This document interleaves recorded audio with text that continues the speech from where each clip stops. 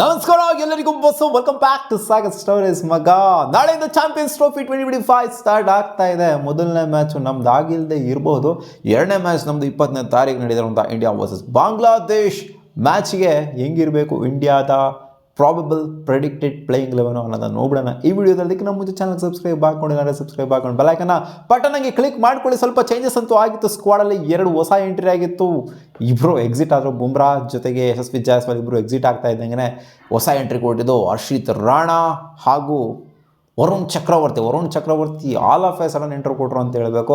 ಹರ್ಷಿತ್ ರಾಣಾ ಒಂಥರ scheme of ಥಿಂಗ್ಸಲ್ಲಂತೂ ಸ್ವಲ್ಪ ಇದ್ದರು. ಬುಮ್ರಾ ಅವರು ಒಂದು ಸ್ವಲ್ಪ ಬ್ಯಾಕಪ್ ಆಗಿದ್ದರು ಮುಂಚೆ ಸ್ಕ್ವಾಡ್ ಅನೌನ್ಸ್ ಮಾಡಿದಂಥ ಟೈಮಲ್ಲಿ. ಬಟ್ ಇವರು all of a sudden entry ಕೊಟ್ಟು T20 ಸೀರೀಸ್ನ ರಪ್ಪನಂಗೆ ಬಂದ್ಬಿಟ್ಟು ಕೂತ್ಕೊಂಡ್ಬಿಟ್ಟಿದ್ದಾರೆ ವರುಣ್ ಚಕ್ರವರ್ತಿ. ಪಾಪ ಸಿರಾಜಣ್ಣ ಇಗ್ನೋರ್ ಆಗಿದ್ದಾರೆ. ಸ್ಕ್ವಾಡ್ ಡಿಸ್ಪ್ಲೇ ಮಾಡಿ ನೋಡಿರ್ಬೋದು ಹೆಂಗಿದೆ ಅಂತ. 15 ಮೆಂಬರ್ಸ್ ಸ್ಕ್ವಾಡು. ಸೊ ಬ್ಯಾಟಿಂಗ್ ಅಂತೂ ಶಾರ್ಟ್ ಹೋಗೋರು. ಇನ್ನೇ ತಿಪ್ಪುರ್ಲಾಗ ಅವ್ರನ್ನೂ ಕೂಡ ಚೇಂಜ್ ಮಾಡೋದಕ್ಕಾಗೋದಿಲ್ಲ ಈ ಒಂದು ಬ್ಯಾಟಿಂಗ್ ಆರ್ಡ್ರನ್ನ. ಅದು ಗೊತ್ತಾಗ್ಬಿಡಿದೆ ನಮಗೆ ಇಂಗ್ಲೆಂಡ್ ಸೀರೀಸಲ್ಲಿ ಯಾವ ಥರ ಒಂಥರ core batting, top order, middle order, lower middle ಆರ್ಡ್ರೆಲ್ಲ ಯಾವ ಥರ ಇರುತ್ತೆ ಅಂತ ಆಲ್ರೆಡಿ ತೋರಿಸ್ಕೊಂಡು ಕೊಟ್ಬಿಟ್ಟಿದ್ದಾರೆ. ಆ್ಯಂಡ್ ಅದೇ ಥರ ಇರುತ್ತೆ, ಯಾವುದೇ ಚೇಂಜಸ್ ಇದರಲ್ಲಿ ಆಗೋದಿಲ್ಲ. ರೋಹಿತ್ ಶರ್ಮಾ ಕ್ಯಾಪ್ಟನ್ ಆಡ್ತಾರೆ and Shubman Gill vice captain ಇಬ್ಬರು ಕೂಡ ಓಪನ್ ಮಾಡ್ತಾರೆ. ಇಬ್ಬರು ಕೂಡ ಕಡಕಾಗಿನೇ ಆಡಿದರೆ ಒಂದು ಮ್ಯಾಚಲ್ಲಿ ಪಾರ್ಟ್ನರ್ಶಿಪ್ ಕಡಕಾಗಿನೇ ಬಿಲ್ಡ್ ಆಗಿತ್ತು. ಸೊ ಇದ್ರಲ್ಲಿ ಯಾವುದೇ ವೇರಿಯೇಷನ್ ಆಗಲ್ಲ. ನಂಬರ್ 3 ವಿರಾಟ್ ಕೊಹ್ಲಿ ಆಡ್ತಾರೆ. ಒಂಥರ ಹೆಂಗಿತ್ತು ಅಂದರೆ ಇಂಗ್ಲೆಂಡ್ ಸೀರೀಸ್ಗಿಂತ ಮುಂಚೆ ಶ್ರೇಯಸ್ ಅಯ್ಯರ್ಗೆ ಅವಕಾಶನೇ ಇರಲಿಲ್ಲ. ಮೊದಲು ಯಶಸ್ವಿ ಜಾಯ್ಸ್ವಾಲ್ನ ಆಡಿಸಿದ್ರು. ಯಶಸ್ವಿ ಜಾಯ್ಸ್ವಾಲ್ನ ಓಪನ್ ಮಾಡಿಸ್ಬಿಟ್ಟು ಈ ಕಡೆ ಶುಭ್ಮನ್ ಗಿಲ್ನ ಕೆಳಗಡೆ ಆಡಿಸ್ಬಿಟ್ಟು ವಿರಾಟ್ ಕೊಹ್ಲಿ ನಂಬರ್ 4 ಆಡ್ಸತ್ರ ಏನೋ ಸ್ಕೀಮ್ ಆಫ್ ಥಿಂಗ್ಸ್ನ ಇಟ್ಕೊಂಡಿದ್ರಂತೆ. ಶ್ರೇಯಸ್ ಅಯ್ಯರ್ ಸ್ಕೀಮಲ್ಲೇ ಇರಲಿಲ್ಲವಂತೆ. ಆಮೇಲೆ ಶ್ರೇಯಸ್ ಅಯ್ಯರ್ ಕೊಡೋಣ ಕನ್ಸಿಸ್ಟೆಂಟ್ ಪರ್ಫಾರ್ಮೆನ್ಸ್ ಇಂದ ಮೂರು ಮ್ಯಾಚು ಮಸ್ತಾಗಿ ಆಡಿದ್ರಿಂದ ಇವಾಗ ಶ್ರೇಯಸ್ ಅಯ್ಯರ್ನ ಹೆಂಗರು ಕಿತ್ತಾಕ್ತೀರಾ 11 ಅನ್ನೋ ಥರ ಆಗಿದೆ. ಶ್ರೇಯಸ್ ಅಯ್ಯರ್ 100% ಶೋರ್ ಆಗಿ ನಂಬರ್ 4 ಆಡ್ತಾರೆ after Virat Kohli. And number 5 KL Rahul ಆಡಬೇಕು. KL ರಾಹುಲ್ಗೆ ಅಷ್ಟು ಚೆನ್ನಾಗಿ ಆಪರ್ಚುನಿಟಿ ಸಿಕ್ಕಿಲ್ಲ. ಬಟ್ ಲಾಸ್ಟ್ ಮ್ಯಾಚಲ್ಲಿ 5ನೇ ಪೊಸಿಷನಲ್ಲೇ ಆಡಿಸಿದ್ರು. ನನ್ನ ಪ್ರಕಾರ 5ನೇ ಪೊಸಿಷನಲ್ಲೇ ಆಡಬೇಕು. ಇವ್ರು ನಂಬರ್ 7 ಕಳಿಸಿದ್ರು. ಅಲ್ಲ KL ರಾಹುಲ್ನ ಏನು ಮಾಡ್ಕೊಂಡವ್ರೆ ಅಂತ ಅರ್ಥ ಆಗ್ತಿಲ್ಲ. ಇದು ಗೌತಮ್ ಗಂಭೀರ್ ಹೇಳ್ಕೊಂಡು ಮಾಡ್ತಾವ್ರ ಈ ಥರ, ಅಥವಾ ರೋಹಿತ್ ಶರ್ಮಾ ಅವರೇ ಮಾಡ್ತಾವ್ರ? ನನ್ನ ಪ್ರಕಾರ ರೋಹಿತ್ ಶರ್ಮಾ ಮಾಡಿರೋದಿಲ್ಲ. ಗೌತಮ್ ಗಂಭೀರನ್ನೇ ಏನೋ ಒಂಥರ ಈ ಥರ ಪ್ಲಾಯ್ಗಳನ್ನ ಇಂಪ್ಲಿಮೆಂಟ್ ಮಾಡೋಣ, left hand right hand combination ಹಂಗೆ ಮಾಡೋಣ ಅಂತ KL ರಾಹುಲ್ ನಂಬರ್ 7ಗೆ ಕಳಿಸ್ತಿದ್ರು ಅಂತ ಕಾಣ್ಸುತ್ತೆ. ನಂಬರ್ 5 ಅವ್ರದ್ದು ಸ್ಟ್ಯಾಟ್ಸು ಕಳೆದೋಗೋ ಥರ ಇದೆ. ಇವ್ರು ನಂಬರ್ 7ಗೆಲ್ಲ ಕಳಿಸ್ತು ಅಂತಂದರೆ, ಇಂಥ ಬ್ಯಾಟರ್ನ ಓಪನ್ ಮಾಡೋವಂಥ ಎಬಿಲಿಟಿ ಇರುವಂಥವ್ರು ನಂಬರ್ 7ಗೆ ಕಳಿಸ್ತು ಅಂತಂದರೆ ಇವರೇ ಅವ್ರನ್ನ ಎಲ್ಲ ಕೆಪಬಿಲಿಟಿ ಏನಿದೆ ಎಲ್ಲ ಡಿಪ್ರಿಷಿಯೇಟ್ ಮಾಡಿದ್ರೆ ಥರನೇ ಅನಿಸುತ್ತೆ. ನಂಬರ್ 5 ಬರಬೇಕಷ್ಟೇ ಇವರು KL ರಾಹುಲ್. ನಂಬರ್ 6 ಹಾರ್ದಿಕ್ ಪಾಂಡ್ಯ ಬರೋದಕ್ಕಿಂತ ಹಾರ್ದಿಕ್ ಪಾಂಡ್ಯ ಕೆಳಗಡೆ ಬರ್ಬೋದು ಅಥವಾ ಮೇಲೆ ಬಂದರೂ ಬರ್ಬೋದು. ಇವ್ರನ್ನ ಒಂಥರ ಫ್ಲೋಟರ್ ಥರ ಯೂಸ್ ಮಾಡ್ಕೊಬೋದು. ಹೆಂಗೋದ್ರೂ ಕೂಡ ಹಾರ್ದಿಕ್ ಪಾಂಡ್ಯ ನಡೆಯುತ್ತೆ. ಯಾವ ಸ್ಟಾರ್ಟರ್ ಕೊಟ್ಟರು ಕೂಡ ಆಡುವಂಥ ಅಬಿಲಿಟಿ ಇದೆ. ನಂಬರ್ 7 ಅದೇ ಅಕ್ಷರ್ ಪಟೇಲೋ ಅಥವಾ ನಂಬರ್ 6 ಅಕ್ಷರ್ ಪಟೇಲೋ ಅಥವಾ ಜಡೇಜಾನೋ. ಸೊ ಇವ್ರನ್ನು 3 ಜನನ ಬೇಕಾದ್ರೆ ಫ್ಲೋಟರ್ ಥರ ಹೆಂಗೆ ಬೇಕಾದ್ರೂ ಯೂಸ್ ಮಾಡ್ಕೋಬೋದು.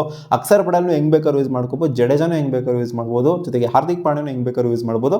ಸೊ ಇಲ್ಲಿ ಟಾಪ್ 5 ಏನಿದೆ ಇದನ್ನ ಸೀಲ್ ಡೌನ್ ಮಾಡ್ಬಿಟ್ಟು ಈ 3 ಜನ ಇದ್ದಾರೆ, ಇವ್ರನ್ನ ಬೇಕಾದ್ರೆ ಫ್ಲೋಟರ್ ಥರ ಯೂಸ್ ಮಾಡ್ಕೊಬೋದು. Left hand right hand combination ಬೇಕು ಅಂತ ಅಂದಾಗ ಇಲ್ಲಿ ರಾಹುಲ್ನೇ ವೇರಿಯೇಷನ್ ಮಾಡ್ತೀರಾ ನೀವು ಅಂತಂದರೆ ನನಗೇನು ಅದು ಇಷ್ಟ ಆಗೋದಿಲ್ಲ.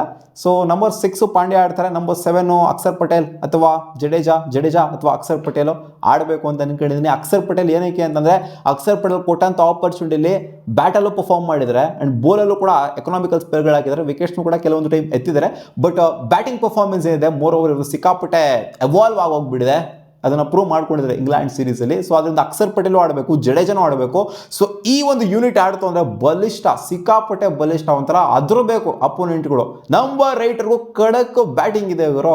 ಚಿಂದ್ಯಾಗೆ 1 ವಿಕೆಟ್ ಹೋಯ್ತು ಅಂದರೆ 2 ವಿಕೆಟ್ ಹೋಯ್ತು ಅಂದರೆ ತಲೆ ಕೆಡ್ಸ್ಕೊಳ್ಳೋಂಥದ್ದೇನಿಲ್ಲ. ಯಾವಾಗ ಬೇಕಾದ್ರೂ ಕಮ್ ಬ್ಯಾಕ್ ಮಾಡ್ಬೋದು, ಬೌನ್ಸ್ ಬ್ಯಾಕ್ ಆಗ್ಬೋದು ಅನ್ನೋವಂಥ ಕಾನ್ಫಿಡೆನ್ಸ್ ಕೊಡುವಂಥ ಬ್ಯಾಟಿಂಗ್ ಅಟ್ಯಾಕ್ ನಮ್ದಿದೆ. 8 ಜನ ಏನಾದ್ರು ಆಡ್ತು ಅಂತ ಅಂದಾಗ ಆ್ಯಂಡ್ ಬೌಲಿಂಗ್ ಆಪ್ಷನ್ ಕೂಡ 6 ಜನ ಬೌಲಿಂಗ್ ಆಪ್ಷನ್ ಇಟ್ಕೊಂಡು ನಾನು ಹೋಗ್ತಾ ಇದ್ದೀನಿ. ನಂಬರ್ 9 ಶಮಿನ ನಾನು ಎಕ್ಸ್ಪೆಕ್ಟ್ ಮಾಡ್ತಿದ್ದೀನಿ ಆಡಲೇಬೇಕು ಅಂತ. ಯಾಕಂದರೆ ಲಾಸ್ಟ್ ICC ಟೂರ್ನಮೆಂಟಲ್ಲಂತೂ 2023 ವರ್ಲ್ಡ್ ಕಪ್ಪಲ್ಲಿ ಟೂರ್ನಮೆಂಟ್ ಚೇಂಜಿಂಗ್ ಪರ್ಫಾರ್ಮೆನ್ಸ್ನ ಶಮಿ ಅವ್ರು ಕೊಟ್ಟಿದ್ದು. ಸೊ ಆ ಒಂದು ಪರ್ಫಾರ್ಮೆನ್ಸ್ನ ICC ಟೂರ್ನಮೆಂಟ್ಸ್ ಅಂತ ಬಂದಾಗ ಶಮಿ ಎಲ್ಗೋ ಹೋಗ್ಬಿಡ್ತಾರೆ. ಸೊ ಎಲ್ಗೋ ಹೋಗ್ಬಿಡ್ತಾರೆ ಅಂತಂದರೆ ಏನು ಗ್ರೌಂಡ್ ಬಿಟ್ಟು ಈಚೆ ಹೋಗ್ಬಿಡ್ತಾರೆ ಅಲ್ಲಿ ದುಬೈ ಸ್ಟೇಡಿಯಂ ಬಿಟ್ಬಿಟ್ಟು ಹಂಗಲ್ಲ. ಸೊ ನೆಕ್ಸ್ಟ್ ಲೆವೆಲ್ ಪರ್ಫಾರ್ಮೆನ್ಸ್ ಕೊಡ್ತಾರೆ ಅಂತ ಹೇಳ್ತೀನಿ. ಅದಕ್ಕೋಸ್ಕರ ಶಮಿ ಅವ್ರು ಆಡಲೇಬೇಕು. ಇನಿಷಿಯಲ್ ಮ್ಯಾಚಸ್ಗಳಂತೂ ಆಪರ್ಚುನಿಟಿ ಖಂಡಿತ ಸಿಗುತ್ತೆ. ಒಂದು ವೇಳೆ ಎಲ್ಲರೂ ನೆಟ್ಟಾಗಿ ಆಡ್ತಾ ಇಲ್ಲ ಅಂತಂದರೆ ಇವರು ಕಾಸ್ಟ್ಲಿ ಆಗ್ತಾ ಇದ್ದಾರೆ, ವಿಕೆಟ್ಸ್ ತೆಗಿತಿಲ್ಲ ಅಂತಂದಾಗ ಹರ್ಷಿತ್ ರಾಣಾ ಅವ್ರಿಗೆ ಆಪರ್ಚುನಿಟಿ ಸಿಗೋದು ಯಾಕೋ ಡೌಟ್ ಕಾಣಿಸ್ತಿಲ್ಲ. ಹರ್ಷಿತ್ ರಾಣಾ ನಾನು ಮೊದಲನೇ ಮ್ಯಾಚು ಆಡಿಸ್ತಾ ಇಲ್ಲ. ಹರ್ಷದೀಪ್ ಸಿಂಗ್ನ ನಾನು ಆಡಿಸ್ತಾ ಇದ್ದೀನಿ ಮಗ number 10 and number 11 it's Varun Chakravarthy. Kuldeep ಯಾದವ್ನ ಬಿಟ್ಟಿದ್ದೀನಿ, ನಾನು ಈಚೆಗಡೆ ಕೂರಿಸಿದ್ದೀನಿ ಫಸ್ಟ್ ಮ್ಯಾಚು.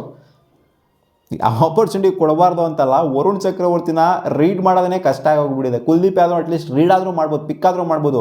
ಬಟ್ ವರುಣ್ ಚಕ್ರವರ್ತಿ ಹೆಂಗೆ ಮಾಡ್ತಾ ಇದ್ದಾರೆ ಅಂದರೆ ಬೌಲಿಂಗು ಪಿಕ್ ಮಾಡೋದು ಸಿಕ್ಕಾಪಟ್ಟೆ ಕಷ್ಟ ಆಗಬಾರ್ದು. ಬಾಂಗ್ಲಾದೇಶ ಅಂತ ಪ್ಲೇಯರ್ಗಳು, ಇನ್ಫ್ಯಾಕ್ಟ್ ಇವರಿಗೆ ಇಂಗ್ಲೆಂಡ್ ಅವರು ಎಷ್ಟು ಮ್ಯಾಚ್ ಆಡಿದ್ದಾರೆ ರೀಸೆಂಟಾಗಿ ವರುಣ್ ಚಕ್ರವರ್ತಿ ಅವರ ಬೌಲಿಂಗ್ನ, ಅವರೇ ಎದುರಿಸೋದಕ್ಕೆ ಕಷ್ಟ ಆಗ್ತಾ ಇದೆ, ಎದುರಿಸಿರೋರೇ ಎದುರಿಸೋದಕ್ಕೆ ಕಷ್ಟ ಆಗ್ತಾ ಇದೆ. ಇನ್ನು ಬಾಂಗ್ಲಾದೇಶ ಅವರು ಯಾವಾಗ ರೇರಾಗಿ ಫೇಸ್ ಮಾಡೋದು, ಇವ್ರನ್ನ ಫೇಸೇ ಮಾಡಿಲ್ಲ ಇನ್ಫ್ಯಾಕ್ಟು. ಸೊ ಇವರೆಲ್ಲ ಬೌಲಿಂಗ್ ಮಾಡ್ತು ಅಂದರೆ ಯಾಕೋ ಅದ್ರಲ್ಲಿ ನಂಗೆ ಯಾಕೋ ಡೌಟ್ ಕಾಣಿಸ್ತಿಲ್ಲ ಮಗ, ಈ ಮಿಸ್ಟ್ರಿ ಬೌಲರ್ ಇರಲೇಬೇಕು. ಎಲ್ಲ ಲೆಫ್ಟ್ ಆರ್ಮ್ ಸ್ಪಿನ್ನರ್ಸ್ ಆಗೋದಕ್ಕಿಂತ ಒಬ್ಬರು ರೈಟ್ ಆರ್ಮ್ ಸ್ಪಿನ್ನರ್ ಇತ್ತು ಅಂತಂದರೆ ವೇರಿಯೇಷನು ಕೂಡ ಇರುತ್ತೆ ಆ್ಯಂಡ್ ಮಿಸ್ಟ್ರಿ ಎಲಿಮೆಂಟೂ ಕೂಡ ಇದೆ. ಅದರಿಂದ ನಾನು ಇವ್ರನ್ನ ಇಡ್ತಾ ಇದ್ದೀನಿ. ಏನಕ್ಕೆ ಹರ್ಷಿತ್ ರಾಣಾ ಅವ್ರನ್ನ ಈಚೆ ಇಟ್ಟಿದ್ದೀನಿ ಅಂತ ಅಂದರೆ, Harshdeep Singh left arm pace ಆಗ್ತಾರೆ, ಜೊತೆಗೆ ವಿಕೆಟ್ ಟೇಕಿಂಗ್ ಅಬಿಲಿಟಿ ಏನಿದೆ ಅದು ಕಡಕ್ಕಾಗಿದೆ. ಪೋಪ್ಲಲ್ಲೇ ವಿಕೆಟ್ ಟೇಕಿಂಗ್ ಅಬಿಲಿಟಿ ಇದೆ ಇವ್ರದ್ದು. ಸೊ ಆದ್ದರಿಂದ ಇಲ್ಲಿ ಲೆಫ್ಟ್ ಆರ್ಮ್ ಪೇಸರು ಅಗತ್ಯತೆ ಇದೆ, ವೇರಿಯೇಷನ್ಸ್ ಇದೆ. ಇವರು ಒಂಥರ ಸುಮ್ಮನೆ ರೈಟ್ ಆರ್ಮ್ ಪೇಸಸ್ನ ಇಟ್ಕೊಂಡು ಹೋಗೋದಕ್ಕಿಂತ ಎದುರಿಸಬೇಕು ಅಂತಂದರೆ ವೇರಿಯೇಷನ್ ಇರಬೇಕು ನಮ್ಮ ಹತ್ರ. ಮೇಯ್ನಾಗಿ ಲೆಫ್ಟ್ ಆರ್ಮ್ ಸ್ಪೇಸಸ್ಸು ಇರಬೇಕು, ಲೆಫ್ಟ್ ಆರ್ಮ್ ಸ್ಪಿನ್ನರ್ಸು ಇರಬೇಕು, ರೈಟ್ ಆರ್ಮ್ ಸ್ಪಿನ್ನರ್ಸು ಇರಬೇಕು, ರೈಟ್ ಆರ್ಮ್ ಪೇಸಸ್ಸು ಇರಬೇಕು, ಎಲ್ಲ ಥರ ವೇರಿಯೇಷನ್ ಇದೆ. ಸೊ ಇದು ನೋಡಿ, ಪಾಂಡ್ಯದಿಂದ ಹಿಡ್ಕೊಂಡು ಬಾಟಮ್ವರೆಗೂ 6 ಬೌಲಿಂಗ್ ಆಪ್ಷನ್ಸ್ ಇದೆ. ಇನ್ನೂ ಬೇಕು ಅಂತಂದರೆ ವಿರಾಟ್ ಕೊಹ್ಲಿನ, ರೋಹಿತ್ ಶರ್ಮಾನ, ಶ್ರೇಯಸ್ ಅಯ್ಯರ್ ಒಂದು ಸ್ವಲ್ಪ ಓವರ್ ಆಗಿದ್ರೆ ನಡೆಯುತ್ತೆ. ಆಪ್ಷನ್ಸ್ ಅಂತೂ ಇದೆ, ಬೆಜಾನ್ ಆಪ್ಷನ್ಸ್ ಅಂತೂ ಇದೆ. ಬಟ್ 6 ಆಪ್ಷನ್ಸ್ ಇಟ್ಕೊಂಡು ಹೋಯ್ತು ಅಂದರೆ ಸಾಕು ಗುರು, ಬೆಜಾನ್ ಆಯಿತು, ಆರಾಮಾಗಿ ಹಾಕ್ಬೋದು. ಸೊ ಇದು ನನ್ನ ಬಲಿಷ್ಠವಾಗಿರುವಂಥ ಪ್ಲೇಯಿಂಗ್ 11 ಅಂತ ಹೇಳ್ತಾ ಇದ್ದೀನಿ. ಕುಲ್ದೀಪ್ ಯಾದವ್ನ ಏನಕ್ಕೆ ಈಚೆ ಇಟ್ಟಿದ್ದೀನಿ ಅಂತಲೂ ಗೊತ್ತು ನಿಮಗೆ. ಕುಲ್ದೀಪ್ ಯಾದವ್ ಏನು ಅಂತ ಎಫೆಕ್ಟಿವ್ ಆಗಿ ಏನು ಕಾಣಿಸ್ಕೊಳ್ಳೋದೇ ಇಲ್ಲ ಅಂತ ಅಲ್ಲ, ಬಟ್ ನನಗೇನು ಅನ್ನಿಸ್ತೆ ವರುಣ್ ಚಕ್ರವರ್ತಿಗೆ ಎದುರುತ್ತಾರೆ ಅಂತ. ಕುಲ್ದೀಪ್ ಯಾದವ್ಗಿಂತ ವರುಣ್ ಚಕ್ರವರ್ತಿಗೆ ಎದುರುತ್ತಾರೆ ಅಂತ ಅನ್ನಿಸ್ತಾ ಇದೆ, ಅದಕ್ಕೋಸ್ಕರ ಇವ್ರನ್ನ ಇಟ್ಟಿದ್ದಾರೆ. ಆ್ಯಂಡ್ ಇವ್ರನ್ನ ಇಟ್ಟಿರೋದ್ರ ಬಗ್ಗೆ ಶಮೀನಾ ಜೊತೆಗೆ ಹರ್ಷದೀಪ್ ಸಿಂಗ್ನ ಇಟ್ಟಿರೋದ್ರ ಬಗ್ಗೆ ಜಸ್ಟಿಫಿಕೇಷನ್ ಏನು ಕೊಡಬೇಕಾಗಿಲ್ಲ. ಆ್ಯಂಡ್ ರಿಷಬ್ ಪಂತ್ನ ಏನಕ್ಕೆ ಈಚೆ ಇಟ್ಟಿದ್ದೀವಿ ಅದ್ರ ಬಗ್ಗೆಯೂ ಜಸ್ಟಿಫಿಕೇಷನ್ ಏನು ಕೊಡಬೇಕಾಗಿಲ್ಲ, ಗೊತ್ತಿರೋದೇ. KL ರಾಹುಲ್ ವಿಕೆಟ್ ಕೀಪಿಂಗಲ್ಲಿ ಪ್ರಿಫರೆನ್ಸು ಜಾಸ್ತಿ ಅಂತ, ಅದಕ್ಕೋಸ್ಕರ ರೀಸೆಂಟಾಗಿ ಬರೋ ಲೈಟಾಗಿ ಇಂಜುರಿ ಆಗಿತ್ತು ಪಂತಿಗೆ, ಅದು ಇದು ಅಂತೆಲ್ಲ ಅಪ್ಡೇಟ್ ಬಂದಿತ್ತು. ಸೊ ಅದರಿಂದ ಅವ್ರನ್ನ ಆಡಿಸುವಂಥ ಚಾನ್ಸಸ್ ಏನು ನನಗೇನೋ ಕಾಣಿಸ್ತಾ ಇಲ್ಲ. ಅಷ್ಟೇ, ಇನ್ಯಾರು ವಾಷಿಂಗ್ಟನ್ ಸುಂದರ್ ಅದೇನೋ ಆಡಿಸುವಂಥ ಅಗತ್ಯತೆ ಇಲ್ಲ ನನ್ನ ಪ್ರಕಾರ. ವಾಷಿಂಗ್ಟನ್ ಸುಂದರ್ ನನ್ನ ಪ್ರಕಾರ ಟೀಮಲ್ಲೇ ಇರಬಾರ್ದಾಗಿತ್ತು, ಅವರೊಬ್ಬರೇ ನನ್ನ ಪ್ರಕಾರ ಟೀಮಲ್ಲಿ 15 ಇರಬಾರ್ದಾಗಿದ್ದಂಥ ಪ್ಲೇಯರು ಅಂತ. ನೀನು ಎಲ್ಲರೂ 14 ಜನ ಏನಿದ್ದಾರೆ ಎಲ್ಲ ಶಾರ್ಟ್ 11 ಇರೋವಂಥ ಪ್ಲೇಯರ್ಗಳಿದ್ದಾರೆ. ಸೊ ಓಕೆ, ನಿಮಗೆ ಏನು ಅನ್ನಿಸ್ತಾ ಇದೆ ಈ 11 ಕಾಮೆಂಟ್ ಸೆಕ್ಷನ್ ಕಾಮೆಂಟ್ ಮಾಡಿ ತಿಳಿಸಿ. ವಾ.